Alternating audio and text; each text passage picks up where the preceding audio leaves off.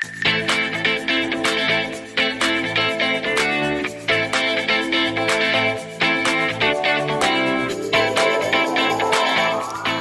to Twin City Talk. Today we are talking with Britney Dent. She works with Lead Girls of NC and is also our local teen choice coach. Welcome. Thank you. Thanks for joining us. Thank you for having me. So Lead Girls does such a vital service in our area. Can you tell us a little bit about your mission and what you guys do?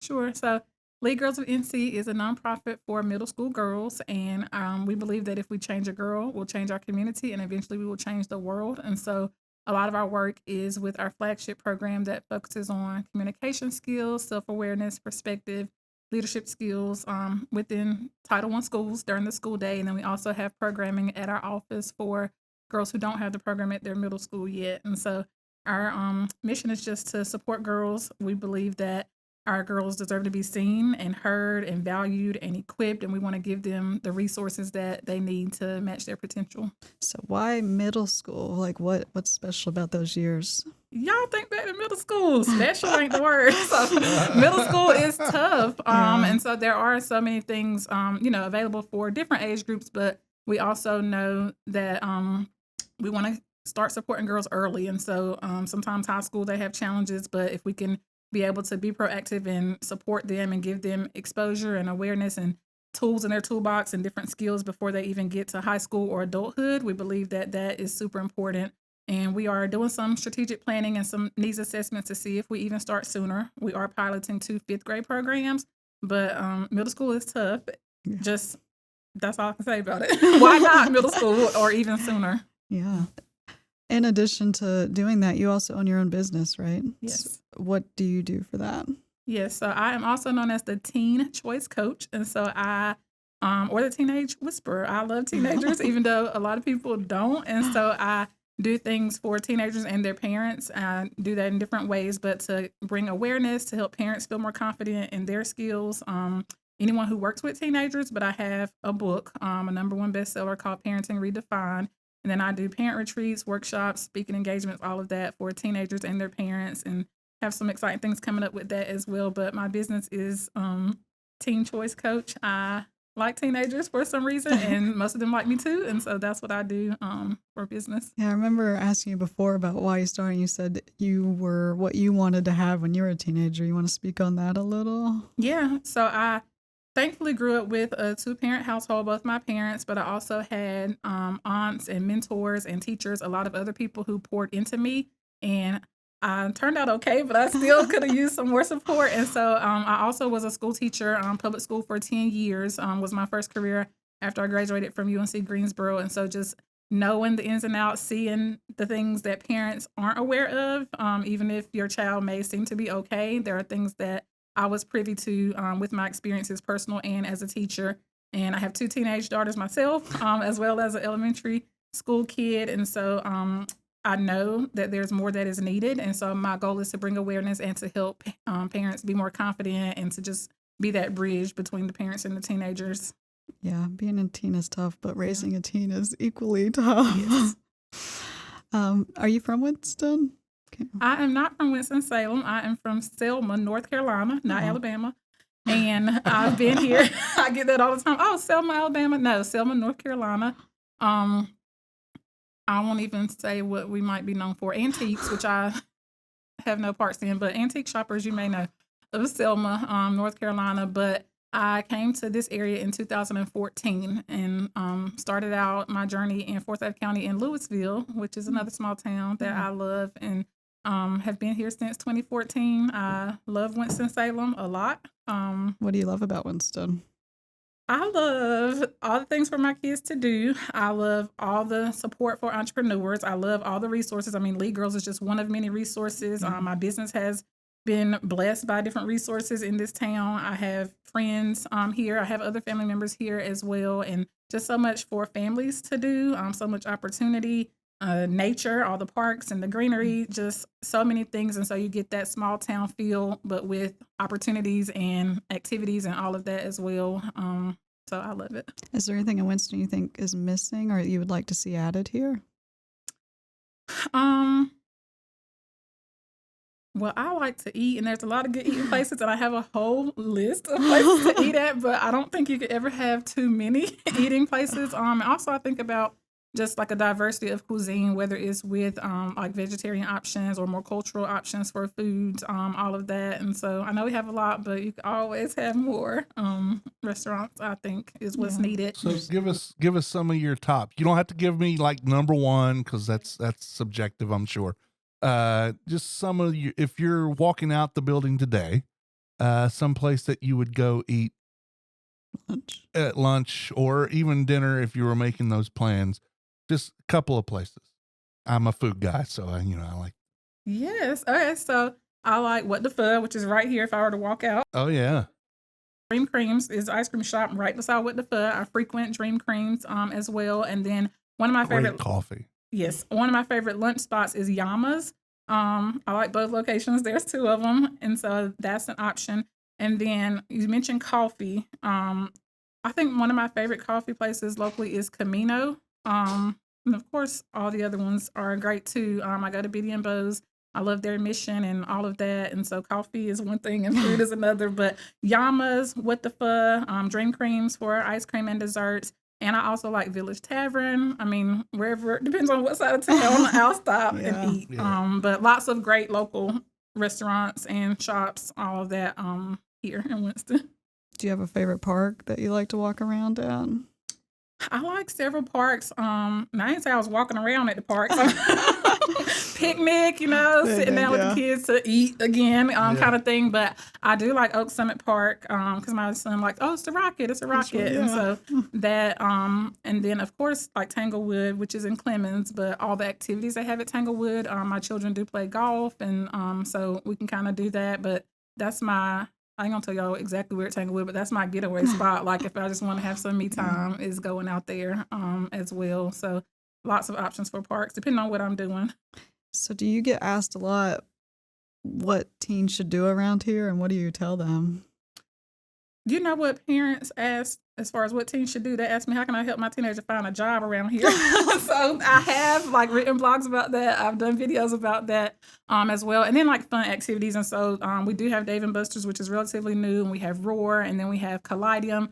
Depending on your teenager, they might think, that's too cheesy, too childish. Or they might think, this is so They have fun. a lot of age ranges, I think, there now. It depends on what you're into. And so, you have the museums. You have, like the entertainment, like I said, Dave & Buster's and Roar. Even the arcade downtown as well. Reboot. I can't think of, Reboot Arcade. It's like that nostalgia feel. And so teenagers like that. They feel like it's antique or whatever they want to call it kind of thing. Well, and the barcade at Camel City Barbecue too. It's upstairs. Yeah. Yep. So Camel City. So anything where they can do that. And then the other thing I recommend for teenagers and for everybody is the public libraries. I didn't mention that, but I have a weird obsession with libraries and schools. And so we have so many libraries, and I've been to all of them. They're all different, and several do offer activities for teenagers, as well as the city of Winston-Salem Parks and Recreation. They have sports things for kids. They have gaming stuff because that's the trend right now. But just anything they can do to be in community, to have something positive and safe. I think we have options, whether it's through the city or through the library or through local businesses. Yeah. There's definitely a lot more to do now than I think when I was a teenager here. And my now 18-year-old daughter has always loved Adventure Landing now, the putt-putt place too. I love Adventure Landing. They have good deals. Because you can get the food and the games and the little putt-putt and the bumper cars and all that. Do those run still? Because I never see them running. They only run when it's warm, like summertime. Gotcha. And so you have to plan your family outing so you can get the most bang for your buck when the bumper cars are open. Yeah. Gotcha. All right. So what do you think is the hardest parts for teens now in a more digital age? What do you think that they struggle with, and what advice would you give them? One of the things I think teens struggle with is the authenticity and the identity, knowing who they are. And when you mention digital things and social media and like all of that. And so it's hard just as a teenager, like this coming of age, and you have the hormones and you have the media, and then you have other people, whether it's parents, teachers, classmates, bullies, all these people pouring into you positively or negatively. I think the challenge is knowing like who am I authentically? What do I want? What do I believe? What do I like? What do I want to do? And that just trickles into so much. I could talk about that for so long, because positively, if they know who they are, then they can make this change that, we focus on, whether it's with my business or with Lead Girls, being able to know authentically, like, this is what I want to see and this is the change I want to make positively. But then if they struggle with that, the negative side effect is, being a bully or involving themselves in risky behaviors or falling into peer pressure and all of those things that have a negative trickle effect. And so I really think, and the subtitle to my book is Finding the Confidence to Parent Your Teen. And so part of that is, if the teenagers aren't confident, a lot of times it's because the parents aren't either in some aspect. And so really figuring out, how can you be a more confident and better informed, more aware parent and more successful, whatever that looks like for you. And then how does that trickle down, to your teenager and even your other children as well, so that they can have less challenging time. It's going to be challenging anyways, but part of my mission is to make it like more hopeful and exciting. It's just a journey we all have to go through. Yeah, confidence as a mom is weird, or at least for me. I feel like some days I feel like, oh, I'm doing great, and other days I'm like, oh, I'm failing at life. No, part of like chapter 3 and 4 of my book talks about like the parts of teenagers that we don't see and that I've been privileged to see over the years.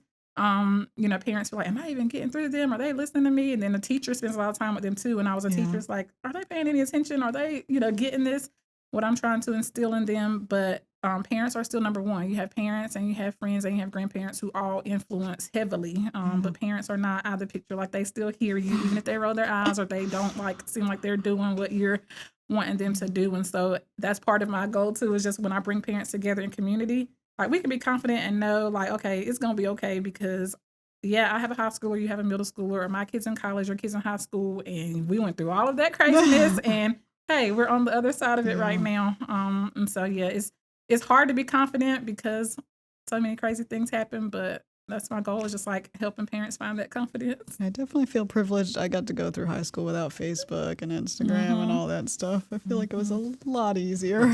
Oh yeah, and there's no skeletons in my closet that got out. And yeah, because I'm ridiculously older than both of you, so it's thank you for the powers that be that did not create social media until way after even my college days. So I have college on social media, but not before college. My high school pictures are on digital cameras, which is a trend now. Getting ready for holidays, teenagers want digital cameras like there's some amazing new thing. But that's what I did in high school. Had digital camera with the pictures, but not online. Yeah, I miss those days kind of in some ways. I mean, I work in marketing, so obviously I love social media in some ways, but some ways I miss it. Yeah. And having to get the card reader and put that to your, tower, PC tower those were the days. The good old days. Yeah. But actually, I think that's a good thing for us, is that we lived through both. Because our kids know nothing but technology. Yeah. Where we had to go outside and play. Yeah. We had to, I don't know if it's this extreme for you guys, but I remember only having 4 channels because I lived in Podunk, West Virginia, that had, nothing. Yeah. And although we did have 2 NBC channels and 2 CBS channels. Okay. So we had, I think, 6 channels. But y'all were fancier than Selma. But did you have a stoplight in Selma? We did have a stoplight. No, we did not. Okay. So we were fancier. Yeah, we did have a stoplight, and we had a IGA grocery store. Oh, so there's that. We had one of those. Okay. Yeah. So for businesses that want to get involved with helping lead girls, how can they do that, and what do you guys need? Yeah, we need volunteers and donors.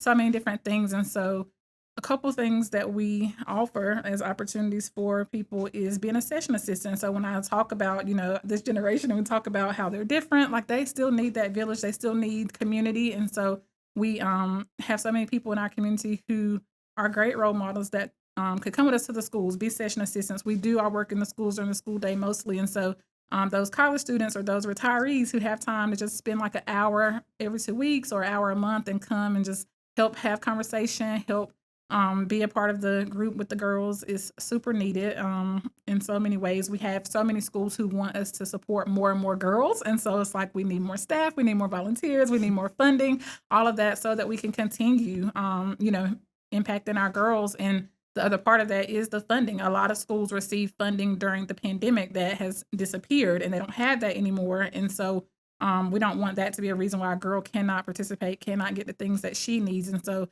sponsorships for major events or just donations, individuals, companies, corporations, all of that. And find us on our website at leadgirls.org. And we have a team of people at our office that will be happy to match you with what fits. Do you have the time? Do you have the treasure? Do you have both? Or do you want to do something else? A little more hands off, but how can you impact? Because our girls here, we were just talking recently at the office, we want them to stay here and work here and live here and play here and have a family here. And so what do we have for them to support them as they continue to grow beyond middle school? And so donating, volunteering, all of those things, just find us on our website, leadgirls.org. You can message me. Some people want to do that informally, and I'll connect you with whatever matches. But we need our entire community to just wrap around our girls to give them that exposure and those resources and that support. How can people find out about you if they need a coach for their teen? Yeah, if you are looking for a coach for your teenager, my website is teenchoicecoach.com, and I'm on social media just as much as the teenagers maybe, but Instagram, LinkedIn, Facebook, all of those things, Teen Choice Coach. And Britney Dent, I love both of the things that I do with Lead Girls and with my business, and so both are a big part of my life every single day. And so even just reaching out with whatever it is you want to support, whatever it is that you need. And even in my business, a lot of times I say that if I can't help you, I probably know somebody who can. And so just reach out. If you need support or you want to support in either way, just reach out and I'm happy to connect you. And thanks for all you do for the girls in our community. It's definitely needed work. And thank you for joining us today. Yeah, thank you for having me. This is Twin City Talk. You can find us on Instagram and Facebook. Thank you.